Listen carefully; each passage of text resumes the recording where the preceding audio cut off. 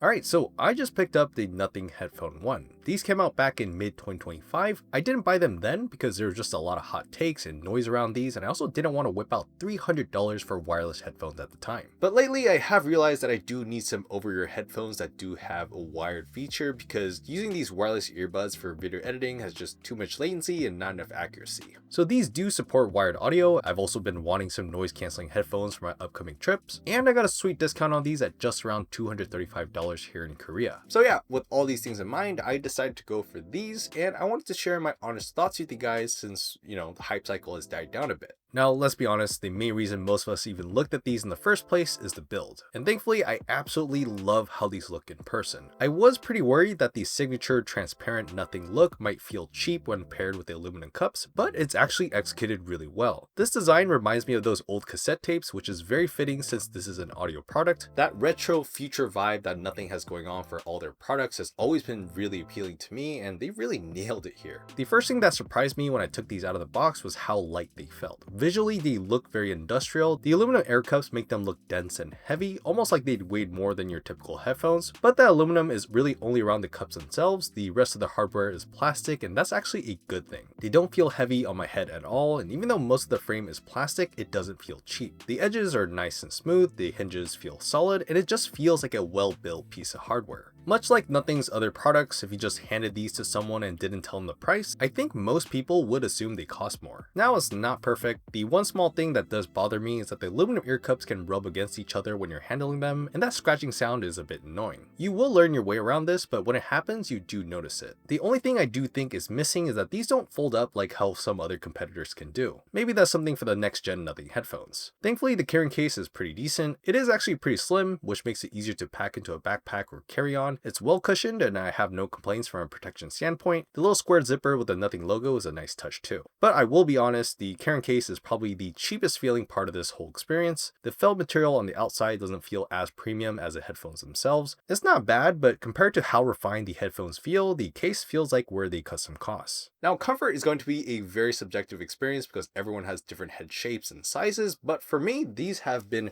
really solid on my head at least. The ear cup cushions aren't super thick or wide, but they're perfectly comfortable for my head even during long usage periods. Because they're not overly thick, they don't get super hot either, which is typically my biggest issue with over-ear headphones. They do keep my ears warm enough outside during the winter, but I am hoping that in the upcoming summer season, they won't make my ears hot and sweaty. So far, they feel breathable enough that I'm more optimistic compared to other headphones. This also has an IP52 rating, so you will get some protection for those random rainy days. I know some people complain about the top head cushion, but for me, it's been perfectly comfortable because there is no top pressure. The pressure is mostly just on the ears. There is a slight squeezing sensation at first, but you will get used to it pretty quickly, and it's not that uncomfortable. With that said, the size adjustment is a bit limited. The longest setting is long enough for my head, but I can see it being tight for someone with a bigger head. So yeah, I do wish they stretched out just a little more. Now overall, I think the comfort has been very good for my daily use, and since my head is on the bigger side, I think it will also fit for most people. Now, all these buttons and physical controls is where I think Nothing absolutely nails it. These physical controls are, in my opinion, the best in the market right now. There's a roller for volume control that's clickable for play, pause, and press and hold for switching between ANC and transparency modes, a forward back paddle for track skipping or for answering calls, a physical on and off switch, a separate Bluetooth pairing button on the inside, and a dedicated channel hop or smart assistant button on the outside. The roller especially feels amazing, it's smooth, it's tactile, and gives great feedback. Adjusting the volume is just so easy. It's satisfying to roll it instead of swiping on something like a touch surface. That channel hop feature lets you switch between your different audio apps, so you can go from Spotify to your podcast app or vice versa with one click. But this only works if you're using these with the Nothing phone, so for my Samsung phone, it's just a smart assistant trigger. I basically never use that though, so I do like that this is its own button and out of the way so I don't accidentally click it. And just in general, it's just so much easier to memorize controls when you have dedicated buttons with distinct actions. That muscle memory is way easier to memorize than different tap gestures or anything like that. Now, the two main reasons I use Nothing's audio products over others is mainly the design and also the controls. Nothing's pinch gestures on the Nothing earbuds are the best in the industry, and I'm glad that the same philosophy for tactile control made its way onto these headphones. Like with all other Nothing audio products, I really like their Nothing X companion app. It's well designed, super clean, and easy to navigate since it's so visual. Managing dual connections is simple, adjusting EQs is straightforward, and everything just makes sense visually. You can even download EQs from other users and feature collabs like the Sound Guys profile, which is really cool. The only thing I wish for is a Mac version of this app. Since I use these headphones a lot with my desktop Mac, it would be nice to adjust EQs and dual connections directly from my computer. But yeah, that is a bit of a nitpick since even competitors don't even offer that. Connection-wise, these do come with Bluetooth 5.3 and codecs include AAC, SBC, and LDAC. If you're on Android, LDAC is a nice bonus. On iOS though, you are going to be limited to AAC because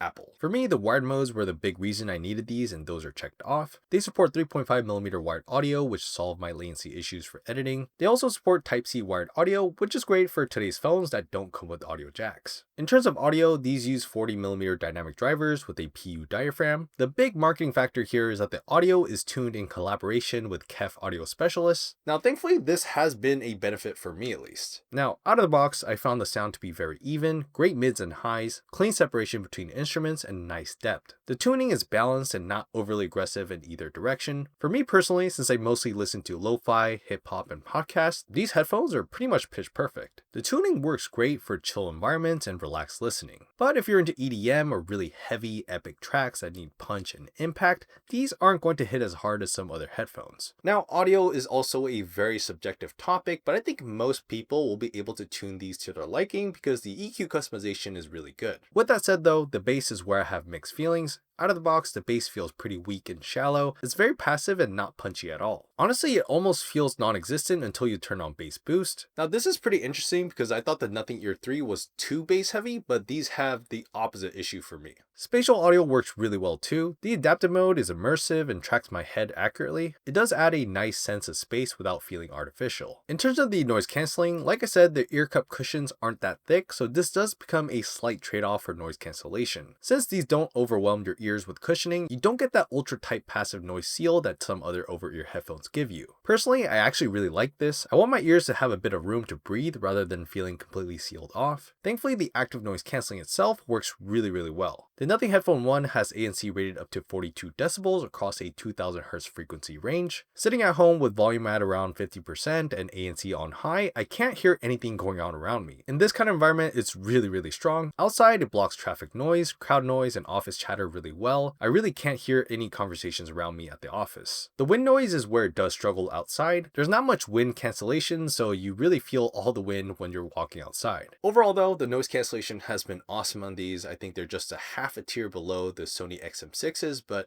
you know, for the price, it's really competitive. Transparency mode is one of the best I've heard too. It doesn't sound digital or messy. It actually does sound natural and clean. In more quiet environments, I almost don't notice the transition from ANC to transparency mode. It just feels like ANC, but with the ability to hear everything you need around you, which is the most you can ask for with transparency mode. Now, on the other hand, microphone quality is just average. There are 3 mics on each side. There is really heavy background noise suppression, so your voice sounds way more digital. So loud environments like this, your voice can sound pretty muffled, just like this. I mean, this is pretty standard for wireless headphones, but I was hoping for just a little bit better. Now inside, this thing comes with a 1040 mAh battery. With LDAC and ANC on, I've been getting just about 30 hours, which means I only charge these about once a week, which is great. Without ANC or LDAC, they're rated up to 80 hours, which is honestly pretty insane. Nothing claims that 5 minutes of charging gets you 5 hours of non-ANC playback, but when I did do a full charge on this thing, it took just about 2 hours to go from 0 to 100%. All in all though, the battery life on these have been really awesome, and it's on par, if not better, than the higher end headphones. So just putting everything together, the Nothing Headphone 1 is honestly already one of my favorite pieces of tech buys in recent months. These are super attractive headphones with a retro feature design and high quality build. These physical controls are the best in the industry. ANC and sound quality have been great for my use. The companion app, spatial audio, and transparency modes are all executed really well, and the battery life is up there with the best. There are some downsides like limited size adjustments, average mic quality, weak bass out of the box, but considering that these are $100 to $200 cheaper than the competition, these are honestly very hard to beat. Alright, those are all my thoughts about these. Let me know in the comments what you think of these compared to the competition. Please subscribe to the channel for more tech videos like this. Thank you so much for watching, and I'll see you guys on the next video.